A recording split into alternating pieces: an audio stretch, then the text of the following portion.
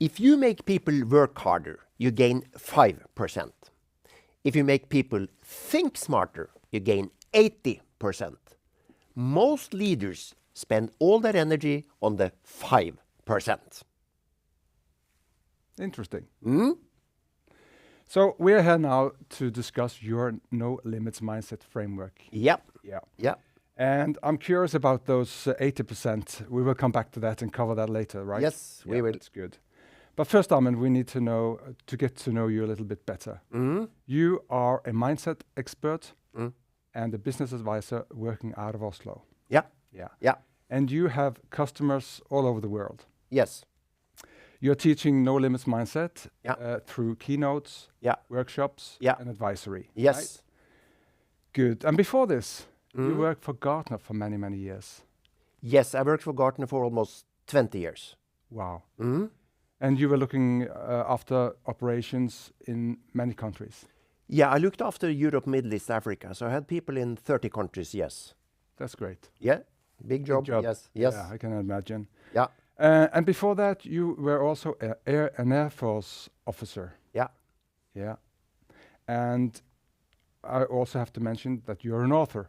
Yes, You have published 5 books yes. on leadership, communication, and mindset. Yeah, yeah. That's great. And a fun fact about you, Amund, you learned handstand after turning 60. Yes. Yes, And you had the front page in Norway's biggest newspaper, yes. handstanding on a rock. Yes. So here's the thing. Yeah, this is a fun fact, but I wanted to prove that when you don't limit yourself, it's almost no limit to what you can actually achieve, right? Right. And I also wanted to prove that I can take my no limits mindset framework model out of business and stick it into health and fitness and create results. It was a fun journey. Yeah. But it was meaning behind it, in addition to the fun, yes. Yeah, I read Yes. the article and I saw that there was a good link. To no limits mindset, yeah, No limits absolutely, yeah, Yeah. yes. So, but this interest, this deep interest in mindset, where did it come from? Yeah, so I grew up on a farm. Yeah. And believe it or not, there I learned about mindset for the first time because my father was a thinker. Yeah. He lived by his principles. Right. For example, he said, spend your energy on what you can influence, which is a very interesting principle. Yeah. Yeah. Jokingly, I say that my mother had no thinking. She had action. She got an idea, implemented like this. Yeah. I hope I got a little bit from both because sometimes we need to think and analyze. Sometimes we shouldn't think. We should just do. Yeah. And I think in business, we tend to overcomplicate quite a lot. Right. So both has value. I was an officer. I learned to serve something bigger than myself, like my country, right? Right. So that is a piece of mindset. I learned sports. I heard sports people say, you know what, I believe in myself, you know, things like this. Teams talked about the value of mindset. And when I started to work for Gartner and looked after many, many different teams, I realized that the way people think is so guiding for what they manage to achieve. Yeah, powerful. Powerful. Yeah. So mindset seems to give results in a way. Yeah. So I wanted to understand how is this working, and therefore I have spent probably a good 25 years refining a model that I now call no limits mindset. Yes. Yeah. Interesting. Yes, Very it is interesting. So let's go back to the beginning. You mentioned these 5% and the 80%. Yes. Can you go a little bit deeper into that? Yeah. So I say, make people work harder, you gain 5%. Make them think smarter, gain 80%. Right. Okay. I'll give you a metaphor. Please. Imagine you see a runner. Yes. You see the runner up close. Yeah. Let's say on a video. You see forward momentum, drive, speed, and you think, wow, what a runner. Then the camera zooms out, and you suddenly realize the runner is running in the wrong direction. So you realize to win a race, speed is not the most important. Direction is. Of course. Yes. Yeah. Yeah, it's of course, but it's not so obvious because we kind of like speed because we see speed, right? Yeah. So anyway, so most companies work on 3 levels. Yeah. If you think about their culture. Right. I usually use a pyramid to describe this. Top level is activities, what they do daily. Salespeople sell, finance people count money, developers develop. It's what they do. Yeah. One level down is how they do it. Yes. Processes, methods, tools, how they are organized. The bottom level is why. Yeah. Human drivers, mindset, spirit, belief. I see. The top of the pyramid is speed. The bottom is direction. And most companies focus on the top of the pyramid because it's easier to see, to relate to, and also measure. Yes. That's speed. When you change direction, Yeah. you change much more than when you change speed. So this is why I'm saying that you get more speed, you may gain 5%. Yeah. You change direction, you may gain 80%. That's why mindset is so important. Okay. That's good. Now I understand a little bit more where you come from. Yeah. But how important is mindset in business? Yeah. Extremely important. Yeah. I use a very simple model when I do my workshops and my keynotes. And I usually ask the audience a couple of questions. I can ask you, by the way, now. First question is, Yes. would you agree with me that people that try to achieve something achieve more than people that don't try? Yeah, obviously. Yes. Yeah. The next question is, would you agree that people that believe something is achievable try more? Yeah. And if they think it's not achievable. Exactly. Yeah. Believe, try, achieve. Believe, try, achieve. Yeah. So when people believe something is achievable, they try a little bit more. Yeah. When you try a little bit more, you achieve more. Yeah. Always. Right. So mindset is the beginning, it's the start of everything. So it's a extremely important driver, yes. Yeah, I like that. I like that. So I also know that you don't like the word positive mindset and negative mindset. Can you explain why you don't like that? Yeah. So a lot of people say, we need a more positive mindset, or we need the right mindset. Yeah. I don't like those words for a couple of reasons, but let me tell you an old story. You may have heard it before. Two shoe salespeople travel the world checking the market for shoes. Yeah. And one day they are in the Sahara Desert. One said, it's no market here. No one wears shoes. The other one said, huge market. No one wears shoes. Yeah. Yeah. Who is right and who is wrong? Well, you tell me. Yeah, it's not about right and wrong. One shoe salesperson called back home and say, listen, send a plane full of shoes so I can start to sell. The other one jumps on the plane to go home and sit on the couch. Yeah. That's what matters. Yeah. Yeah. So one start to do something. Yeah. It doesn't matter who is right or wrong. A mindset is either empowering or limiting Okay. what we are trying to achieve. Right. Empowering or limiting. Yes. Okay, so And that's the another terminology word. I advise companies to use. Yeah. Do we have an empowering mindset or a limiting mindset for what we're actually trying to achieve? Good. Yeah, that's a better way of Yeah, thinking okay. about it. Yeah. Get it. So we mentioned that you have customers globally, Yeah, all over yeah, the world. yeah, yeah. Tell me about these customers and why do they want a no limits mindset culture? Yeah, I'll give you some few examples. So one of my clients in the US, Yeah. they say this very simply. They say, we don't want to be stuck in old tracks. Right. We need new thinking. Yeah. Very simple. Yeah. So they just want to have an open mind, to put it that way, right? Right. So they use no limits mindset to not be stuck in old tracks. They need new thinking because the world is changing. Yeah. Yeah. A Danish client, they have a new strategy. They took my believe, try, achieve model into their strategy, but they changed it. Okay. They made a circle out of it. And they added smile. Smile. Yeah, so it's believe, try, achieve, smile. Okay. Because when you achieve something, you smile more. That drives belief as well.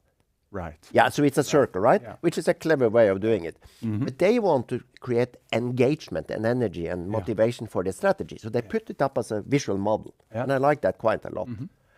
An English client of mine is a services company. Yeah. I asked the CEO, what is your biggest challenge? Give me one. Yeah. Now they have 100 challenges, I'm sure, maybe 1,000. Yeah.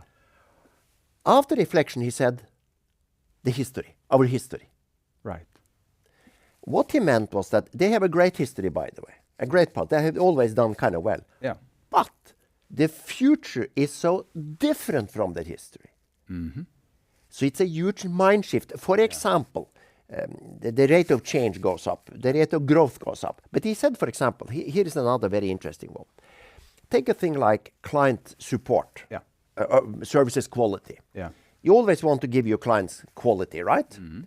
Yeah, but only enough quality. Not more, because it's too expensive to give more. Okay. Yeah, so you have to find the balance. What is enough quality? Right. The clients are happy, but not more, because it costs too much. Yeah. This is a classical challenge. Now, they have always cared a lot about services quality. Yeah. So you have a huge group of people, actually a culture, that have done whatever they can to give extra quality. The mind shift to enough quality is huge. Yeah. Yeah. So they use no limits mindset as a way of handling these huge mind shifts. Yeah. Not because the history is bad and the future is good. They are just different. Yeah. Yeah. Does this make sense? Yeah, that makes sense. Yeah. So it's a good, Yeah. good question. Good answer to my question. Yeah. But no limits mindset, is it for everyone, or is it more for big thinkers? I mean, I'm thinking of sales and marketing, or world athletes that needs to have great goals. You understand where I'm coming from? Yeah. Now, when I explain no limits mindset as a framework, I do it this way. You know, we all have a potential in us, right? Yeah. People, teams, companies. One reason we not always manage to realize the potential is that we limit ourselves. Right. And I have identified 7 mental traps that we fall into, so we limit ourselves. Yeah. When we avoid those mental traps, we get more potential out. Right. So no limits mindset is about realizing potential. Yeah. I mean, you work for HR, right? Right. You can realize more potential in HR. I work now with a group of risk assessment people. Now, they are there to kind of find problems, to identify risk. Yeah. They use no limits mindset to become better and more efficient in identifying risk. Right. So as long as you think it's a potential, more potential to get out, this is for you. Okay. Yeah? Good. Yeah. Interesting. And you have mentioned that no limits mindset, your framework, has 7. You have identified 7 mental traps. Yes. Can you briefly mention them? Yes. I actually have these cards. I call them remember cards. So when I do my keynotes, speeches, workshops, we typically give people these remember cards. Okay. So the first trap is the fear of failure. Fear of failure. Okay. Yeah, and we all feel the fear of failure now and then. Okay, so the fear of failure is a big one. Yeah. This one is called living in the past. Yeah. You know, this is when people say something like, "We have tried that before, and it didn't work." I've heard that. You have heard that. Yeah. You may have said it too. No. No. Now, this one is called "Our situation is different." Yeah. So often we tend to think that we are different or unique or special. Yeah. Which is okay, but the trap is when that block learning from others. Yeah. You with me on the idea? Yeah. So that's an important track. This is my father's. Spend your energy on what you can influence. Now, think about how much frustration we walk around with when we think about things we cannot influence in any way. That's energy badly spent. Yeah. So I waste a lot of time when I think about things I cannot influence in any way. Right. Because then I'm not thinking about things I could influence, right?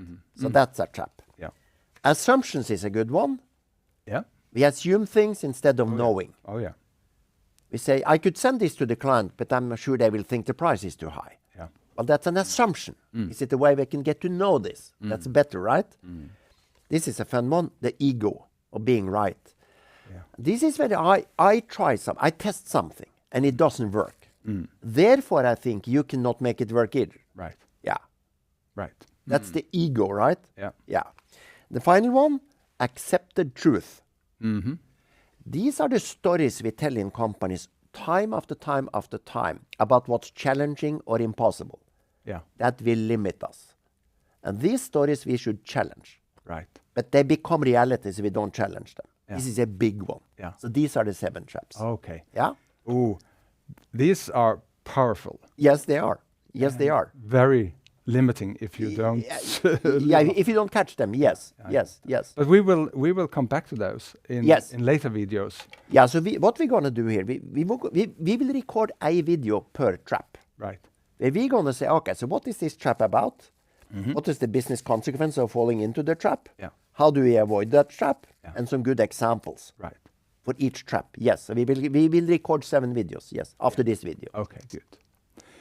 So I need to ask you about awareness. How do you create awareness around no limits mindset in companies? Yeah. So when I work with companies, it's typically a team or a whole company. Yeah. It's not individuals. I work with some leaders, but usually it's a team. Yeah. And the thing is, when a team of people build awareness of these traps, it's much easier to avoid them. How? Because you are aware. Yeah. Okay. So awareness is the first step. And they may learn some tools to challenge these traps. But when you do that together as a team, now it becomes culture. Yes, it's much easier than working with just... Yeah, absolutely. We can help each other, right? Yes. So now it becomes culture. And this is often what my clients are after. They want to build this into their culture, their way of thinking, yes. Yeah. Yeah? Okay. So if companies want to learn more or work with you, Amund, how do they get in touch with you? Yeah, so the simplest way is to contact me on LinkedIn or on my website, nolimitsmindset.com, no-limits-mindset.com. Okay. LinkedIn is simple. Send me a message. I'm very happy to have a 20-minute free discovery call with every leader that want to discuss how this can benefit their company or their team. Yeah, absolutely. That's great. Yeah. So before we wrap up and end this video, Amund, we have talked about a lot of issues here, but if you were to pick one, which one would that be? If it's one takeaway, it's back to the beginning about the speed and the direction. Right. So for every person, every leader that have a team, when you have speed in that team, meaning action, always take a step back and ask yourself, do we have the right direction as well? And this is what we're going to do in the next videos. We're going to make sure you have direction before you put speed into your team.